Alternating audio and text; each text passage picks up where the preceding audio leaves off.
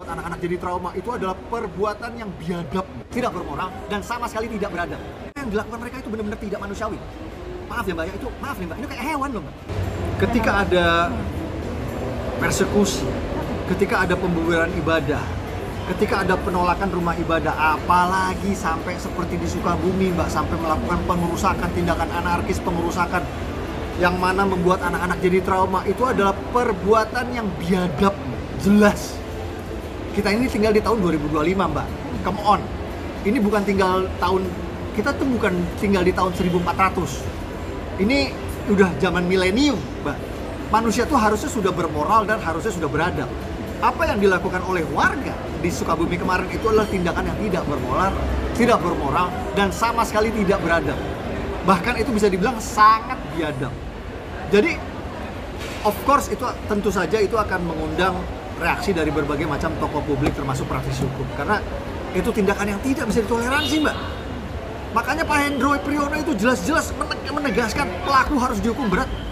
Karena kenapa? Karena apa yang dilakukan mereka itu benar-benar tidak manusiawi. Maaf ya Mbak ya, maaf nih Mbak, ini kayak hewan loh Mbak. Kelakuan mereka tuh kayak hewan. Harusnya manusia tuh nggak kayak gini, nggak kayak gitu. Haleluya, haleluya, haleluya. Shalom alaikum, salam Aki. Aku kabarkan Injil keselamatan. Bapak Ibu Tuhan, ketemu lagi dengan saya Evangelis Avraham Effendi Usman. Bagaimana kabar Bapak Ibu semua? Tentu luar biasa. Yes, wow. Kita itu sangat istimewa. Nah saudaraku, para pencinta Injil Habagia dan para pengikut Kristus yang setia, saya ingin mengajak kita semuanya untuk melihat dan menyaksikan sebuah cuplikan video yang sangat hebat, yang sangat luar biasa menurut saya, di mana Bang Parmadi Arya selalu berjuang terhadap kaum minoritas, terhadap orang-orang yang teraniaya, mau agama apapun, mau siapapun, dia selalu membela. Nah, kenapa dia speak up, kenapa dia berbicara, kenapa dia memviralkan, kenapa dia berani sekali agar negara berlaku adil terhadap siapapun yang mengganggu, yang merusak, yang melakukan hal-hal anarkis, agar negara bertindak. Zaman ini zaman internet, zaman media, kalau kita tidak memviralkan, sepertinya negara sangat lamban, ya. Sangat lamban sekali untuk melakukan tindakan. Maka perlu ada orang yang memviralkan, perlu ada orang yang speak up. Ditambah lagi dengan Bang Parmadi Arya, kita selalu melihat bagaimana kegigihannya, bagaimana semangatnya di dalam membela minoritas. Dan kita melihat dalam hal ini Bapak Ibu, Bang Parmadi Arya itu mulai kewalahan ya. Karena sudah lama sekali dia berbicara tentang keadilan. Nah, dia selalu ingin membuat masyarakat pada umumnya, ingin membuat dunia bahwa Islam itu tidak seperti yang orang-orang lihat pada segelintir orang. Nah, ini menurut pandangan saya. Dan juga ada Bang Ade Armando, saudaraku. Bang Ade Armando juga tugasnya itu sangat berat. Dia mencoba untuk mengatakan kepada dunia bahwa Islam itu sangat toleransi. Islam itu rahmatan lil alamin. Islam itu bisa hidup berdampingan satu sama yang lain. Tetapi di satu sisi atau di sisi yang lain kita lihat di media sosial bla bla bla bla bla bla bla bla bla bla. Makanya saudaraku, tugas Bang Parmadi Arya bersama dengan Bang Ade Armando dan juga ada beberapa orang lain lagi saudara, itu sangat berat sekali Bapak Ibu. Sangat berat sekali ya. Tetapi kita patut acungi jempol terhadap Bang Ade Armando dan Bang Parmadi Arya khususnya dalam hal ini. Beliau berani speak up, beliau begitu gigih ya dalam mencari keadilan dan meminta kepada hukum atau negara supaya siapa saja yang mengganggu ibadah agama lain harus ditindak tegas. Baik saudaraku, bagaimana cuplikan videonya? Mari sama-sama kita melihat dan menyaksikan.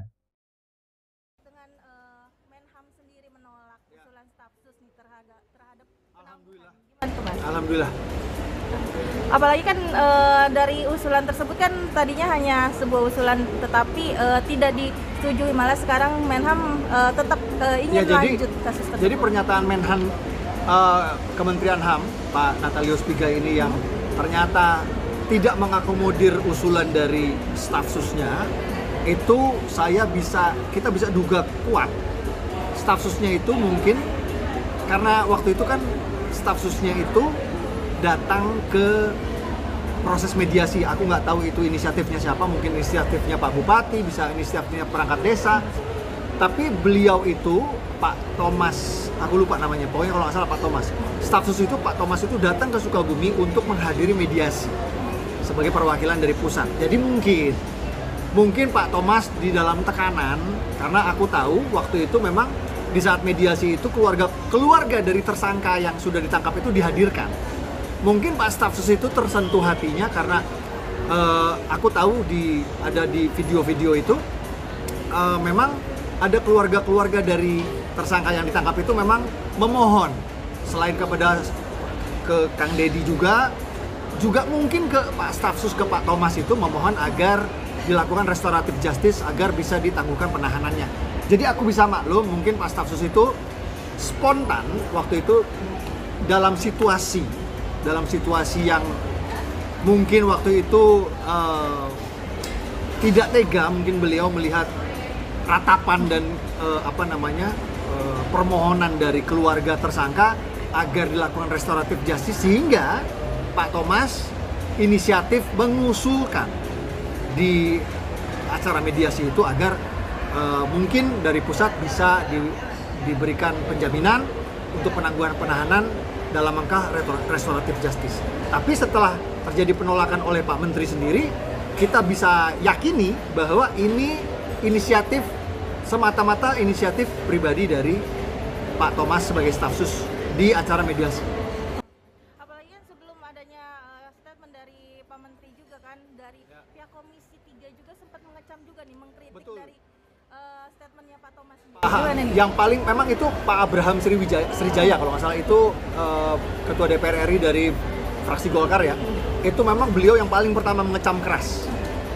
Dan kalau nggak salah aku lihat di berita itu setelah Pak Abraham Srijaya ada ini Jenderal Senior, Jenderal Purnawirawan Hendro Priyono juga mengungkapkan penyesalan atas keputusan tersebut, dan beliau menyatakan bahwa pelaku ini harusnya dihukum berat, bukannya dibebaskan gitu. Jadi karena mungkin karena banyak tokoh nasional juga yang berseberangan atau tidak setuju dengan usulan dari staf sus itu, makanya mungkin itu memberikan tekanan kepada Pak Menteri untuk akhirnya tidak mengakomodir usulan dari staf sus.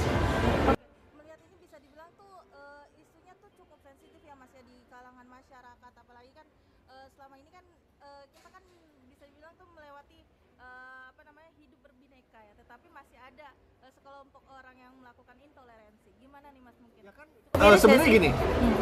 Sebenarnya seperti wawancara saya pertama dengan Intens itu kan saya bilang itu kenapa uangnya dikembalikan oleh uang bantuan dari Kang Deddy itu di 100 juta dikembalikan. Bukan dikembalikan ke Kang Deddy, tapi kalau nggak salah disalurkan untuk pembangunan masjid. Itu pesan yang ingin disampaikan oleh umat Kristen sebagai umat minoritas di negeri ini adalah mereka tidak butuh uang. Mereka hanya butuh kedamaian. Mereka hanya ingin bisa beribadah dengan damai. Mereka hanya ingin bisa beribadah tanpa diganggu. Sesimpel itu keinginan mereka. Nah, jadi kejadian kemarin itu sebenarnya yang mereka inginkan cuma satu, Mbak. Mereka inginkan negara hadir. Negara hadir. Hadir dalam arti apa? Gue beribadah. Beribadah ini adalah hak yang dilindungi undang-undang. Beribadah ini adalah hak yang dilindungi konstitusi. Anda sebagai negara lindungi saya dong. Anda dan aparat Anda, entah itu mau polisi, entah itu mau tentara, hadir melindungi kebebasan ibadah kami. Artinya harusnya yang mereka inginkan adalah polisi datang ke lokasi kami, hadir, pastikan kami bisa beribadah, pastikan orang-orang yang mengganggu itu diamankan dan ditertibkan. Itu cuma itu yang mereka inginkan. Jadi ketika polisi hadir, ketika Kang Deddy kemarin datang ke lokasi, ke Sukabumi, terus di follow up, ditindaklanjuti oleh polisi yang menangkap para tersangka, para pelaku, itu mereka sudah cukup bahagia. Karena memang yang mereka inginkan cuma itu. Nah, makanya ketika tiba-tiba ada usulan yang di luar nurul istilahnya ya, maaf gitu ya, yang benar-benar tidak masuk akal gitu. Kenapa kok tiba-tiba ini pelaku yang bisa dibilang melanggar hak azazi? Karena hak beribadah itu hak azazi. Jadi para pelaku yang melarang ibadah itu berarti dia adalah pelaku yang melanggar hak azazi. Kok bisa-bisanya diberikan penjaminan oleh Kementerian Hak Asasi Manusia? Kan lucu. Kementerian Hak Asasi Manusia memberikan membela para pelanggar hak asasi kan gitu. Itu makanya menimbulkan polemik yang kedua. Itu sebenarnya polemik yang kedua nggak perlu terjadi. Ketika polisi hadir, ketika Kang Deddy hadir, ketika aparat hadir, Polres menangkap pelaku, itu seharusnya sudah selesai. Tapi ternyata ada komplikasi seperti ini, makanya rame lagi. Tapi cukup menyayangkan nggak sih Mas, ketika ini semua sebelumnya sudah terjadi, tetapi harus diviralkan dulu biar ada penegakan. Gimana nih Mas? Itu memang sepertinya udah di tradisi di Indonesia ya. Itu di tradisi di Indonesia memang no viral no justice, Bang. Itu memang udah berbagai kasus itu harus viral dulu baru aparat gerak. Harus viral dulu baru dapat atensi dari pemangku jabatan. Harus viral dulu. Itu memang udah seperti itu. Memang of course kita rakyat Indonesia sebagai pembayar pajak kita berharap negeri ini bisa lebih baik ya Mbak ya. Tapi dengan situasi yang saat ini membutuhkan viral dulu untuk para pejabat memberikan atensi, membutuhkan viral dulu baru negara bisa hadir, ya oke lah, nggak apa-apa. Kalau memang kita sebagai netizen ini harus menjalankan tugas kita, memviralkan agar mendapat keadilan, oke, it's okay. Tapi ya moga-moga kita, of course kita berharap jangan selalu seperti ini gitu, harus ada perubahan, gitu. Karena seharusnya tanpa harus diviralkan, harusnya negara bisa hadir. Harusnya tanpa kami viralkan, harusnya hukum bisa ditegakkan. Gitu. Tapi ya kalau memang harus kita viralkan dulu, negara baru gerak, ya wes, dengan senang hati kita viralkan.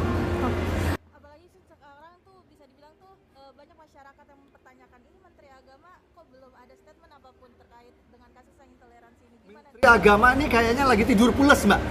Ya, jadi memang dari kemarin ini kan sebenarnya ranahnya Menteri Agama.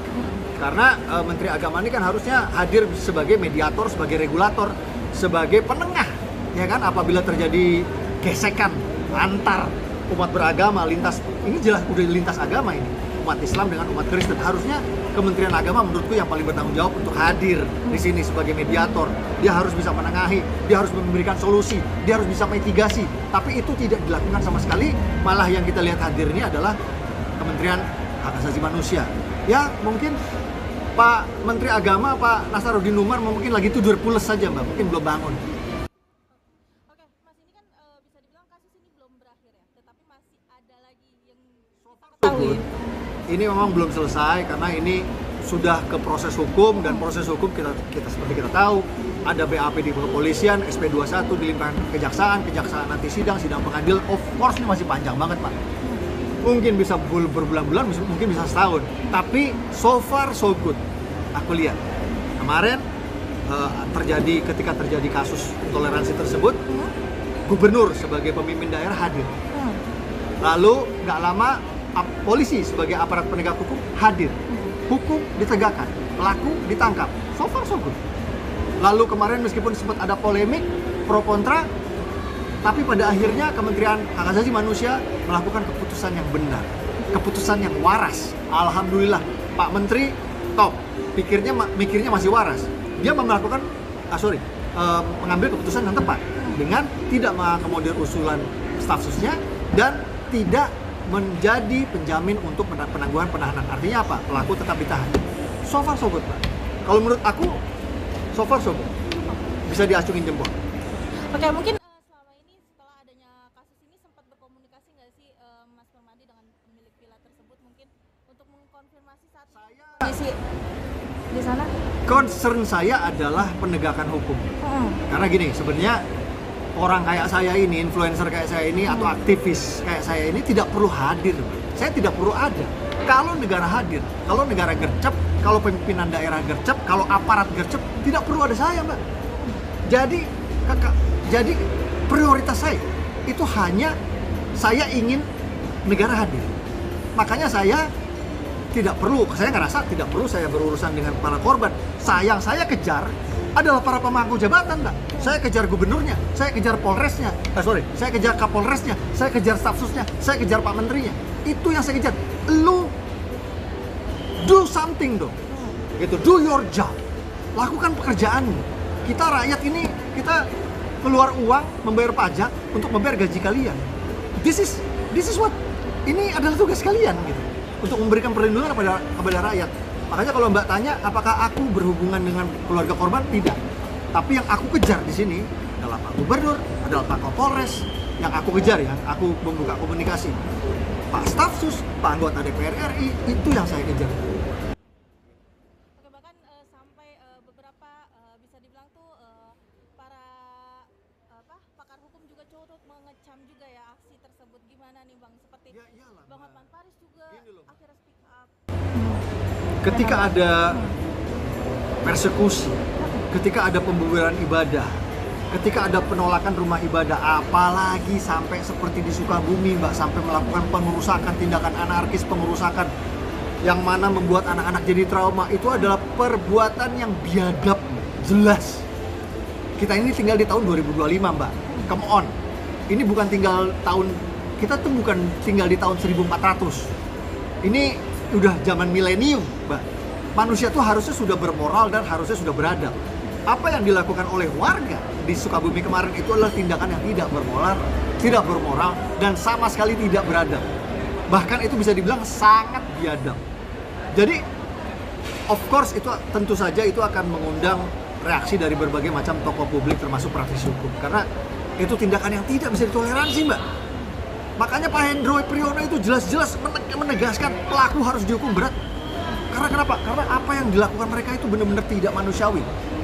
Maaf ya Mbak ya, itu maaf nih Mbak, ini kayak hewan loh Mbak. Kelakuan mereka tuh kayak hewan. Harusnya manusia tuh nggak kayak gini, nggak kayak gitu. Mungkin berharap nanti kedepannya tertujuh tersangka ini yang bisa dibilang tuh yang sekarang sudah ditangkap ya Mas. Mungkin seperti apa sih Mas berharap kedepannya mereka? Saya setuju dengan pernyataan Pak Jenderal Purnawirawan Hendro Priyono bahwa pelaku harus dihukum berat. Karena kenapa Mbak? Karena pentingnya kenapa? Kalau ada konsekuensi hukum yang berat kepada para pelaku intoleransi seperti ini, itu yang kita harapkan akan memberikan efek jerah. Karena kenapa? Apabila pelaku dihukum berat, next time di wilayah lain, di daerah lain, ada kejadian yang sama. Ada orang Kristen lagi ibadah, lalu ada warga yang terganggu oleh ibadah umat Kristen, minimal mereka bisa berpikir 1000 kali, Mbak. Kalau para pelaku itu dipenjara dengan hukuman berat, next time orang akan mikir, wah kalau gue gangguin umat Kristen ibadah, gue bisa dipenjara. Itu namanya efek yang kita harapkan, efek jerah itu. Jadi saya setuju dengan pendapat Pak Hendro Priyono, harus dihukum berat. Oke Mas, mungkin yang terakhir Mas, pesan dari Mas Permadi untuk masyarakat Indonesia nih, agar tidak terjadinya terulang kasus ini kembali. Saya tidak punya pesan khusus untuk masyarakat Indonesia, tapi saya punya pesan khusus untuk para pemangku jabatan, para pejabat di Republik Indonesia. Karena di mereka lah kita ini, rakyat ini bergantung. Ya, kebebasan beribadah umat minoritas itu siapa yang bisa melindungi kalau bukan negara? Jadi aku terima kasih buat Kang Deddy, luar biasa atensinya. Aku terima kasih kepada Pak Kapolres Sukabumi, luar biasa gercepnya, patut diuji. Dan saya juga puji, terima kasih kepada Pak Menteri Hak Asasi Manusia Pak Natulius Pigai. Terima kasih untuk tidak mengakomodir usulan Stafsus untuk menjadi penjamin penangguhan penahanan para pelaku. Mereka sudah melakukan hal yang benar. Semoga ini menjadi contoh bagi para pemangku jabatan lain, para pejabat lain di berbagai wilayah Indonesia untuk mencontoh mereka apabila terjadi persekusi, apabila terjadi penindasan terhadap umat minoritas, hadirlah, berilah perlindungan kepada mereka. Itu yang saya harapkan. Nah, saudara dikasih Tuhan, para pencinta Ajil Habagat dan para pengikut Kristus yang setia. Bagaimana tanggapan kita semuanya setelah kita sama-sama melihat, menyaksikan, dan mendengar cuplikan video tadi? Silakan tulis di kolom komentar dan mari kita pergunakan komentar kita dengan bijak. Kita harus memviralkan, kita harus menghebohkan kasus ini Bapak Ibu agar negara buka mata atau hukum buka mata dan hukum benar-benar bertindak adil. Jangan pilih kasih. Negara sudah memiliki kasih, tetapi negara harus bertindak seadil-adilnya terhadap orang-orang yang melakukan intoleran. Mau siapapun, mau golongan apapun, mau agama apapun. Yang namanya melakukan intoleran ataupun hal anarkis ataupun main hakim sendiri harus ditindaklanjuti. Harus dibawa ke ranah hukum agar menjadi efek jerah. Dan saya Bapak Ibu sangat menarik sekali apa yang disampaikan oleh Bang Pramadi Arya tadi menyangkut dana 100 juta yang diberikan oleh KDM Bapak Dedi Mulyadi kepada pemilik rumah retreat. Bang Pramadi berkata, orang Kristen bukan berbicara tentang soal duit, tetapi orang Kristen hanya meminta supaya ibadah tidak diganggu. Supaya ketika beribadah damai, tenang, tentram, tidak ada gangguan, tidak didemo, dan tidak ada yang usir.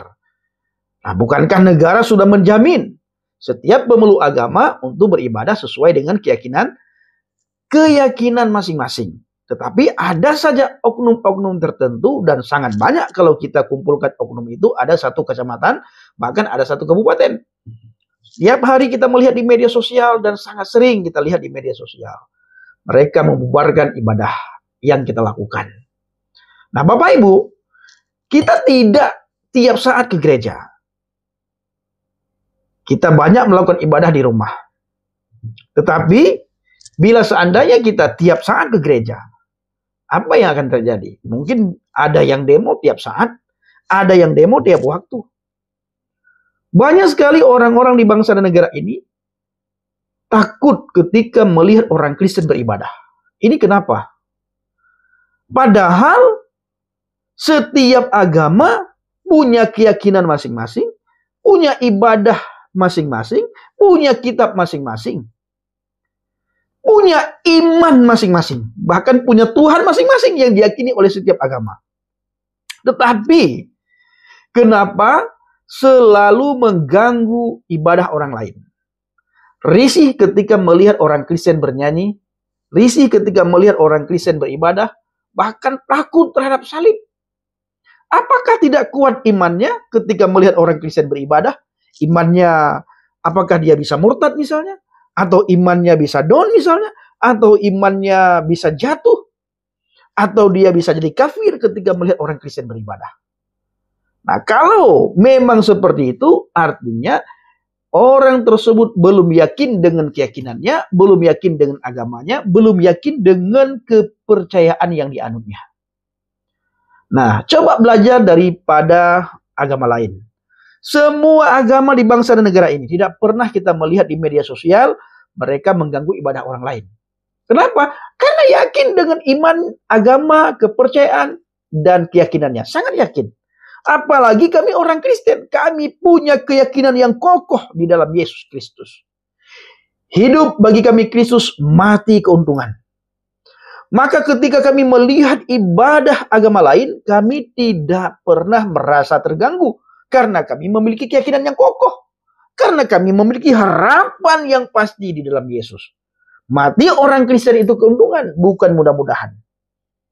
Maka kami bisa bermain, bisa duduk dengan siapapun, bisa ada di dalam golongan apapun, bisa berteman dengan agama manapun, bisa berdoa untuk siapapun, dan bisa memberikan salam kepada siapapun tanpa takut. Kami murtad tanpa takut. Kami hilang keyakinan tanpa takut. Kami hilang keselamatan. Misalnya kalau kami berpas-pasan dengan agama lain, kami tidak takut memberikan salam. Kami tidak takut mendoakan mereka. Kenapa? Karena kami punya keyakinan yang kokoh di dalam Kristus. Tidak membuat iman kami luntur, tidak membuat iman kami goyah, dan tidak membuat keselamatan kami hilang. Ini luar biasa. Ya, maka firman Tuhan mengajarkan kepada kami orang Kristen, orang-orang yang percaya kepada Yesus, khususnya, kasihilah Yahweh Tuhanmu dengan segenap hatimu, dengan segenap akal budimu, dan dengan segenap jiwamu. Dan kasihilah sesamamu manusia, sebagaimana engkau mengasihi dirimu sendiri. Harus kita mengasihi Tuhan, dan harus mengasihi sesama. Bohong kita mengasihi Tuhan, apabila kita tidak bisa mengasihi sesama. Bahkan cenderung kita melakukan tidak adil terhadap sesama, cenderung kita merusak, cenderung kita memfitnah, cenderung kita tidak bisa menghargai satu sama yang lain. Itu bohong kalau kita sering mengatakan kita sangat mengasihi Tuhan. Karena orang yang mengasihi Tuhan itu bisa dilihat dari karakternya, bisa dilihat dari kehidupannya, orang tersebut cenderung mengasihi sesama. Nah, inilah yang harus ditanamkan oleh setiap orang. Bagaimana engkau mengasihi Tuhanmu dan bagaimana engkau bisa mengasihi sesama. Engkau tidak mungkin bisa mengasihi Tuhanmu yang tidak kelihatan. Sementara orang yang kelihatan di depan matamu, engkau tidak bisa mengasihi. Bagaimana mungkin engkau selalu berkata, aku begitu mengasihi Tuhan, aku begitu mencintai Tuhan, aku begitu takjub terhadap Tuhan, sementara engkau tidak bisa melihat Tuhan. Lalu tindakanmu terhadap sesama, orang-orang yang kelihatan di sampingmu, tetanggamu kiri kanan depan belakang, engkau selalu memusuhi, engkau selalu menghina, engkau selalu mengolok-ngolok, bahkan cenderung sekali mengusir ketika seseorang beribadah, bahkan mengganggu tetanggamu di saat tetanggamu beribadah. Ini jangan sampai terjadi. Kalau ini terjadi, berarti engkau belum mengenal Tuhan dan engkau belum punya keyakinan yang kokoh di dalam beragama. Ini. Jadi saudaraku dikasih Tuhan, kita hanya meminta kepada negara ini, kepada bangsa dan negara, supaya kita diizinkan untuk beribadah sesuai dengan keyakinan kita. Beribadah dengan damai tanpa diganggu. Beribadah dengan rasa aman tanpa ada teriakan aneh-aneh di luar gedung gereja. Beribadah dengan penuh sukacita tanpa ada yang demo. Hanya ini yang kita minta dan kita harapkan kepada bangsa dan negara ini. Apakah bangsa dan negara kita bisa berlaku adil atau tidak, saudaraku? Nah, Bapak Ibu kasih Tuhan, silakan tulis di kolom komentar dan mari kita pergunakan komentar kita dengan bijak. Di akhir video saya selalu mengajak kita semuanya supaya kita tetap berteguh di atas pondasi iman yang benar. Terima kasih. Shalom alaikum bishim hamasiah. Salam aki. Aku kabarkan Injil keselamatan. Bapak Yahweh bishim Adonai Yesus hamasiah. Waruah Kudus memberkati kita semua. Haleluya. Amin. Salam bertadin. Terima kasih.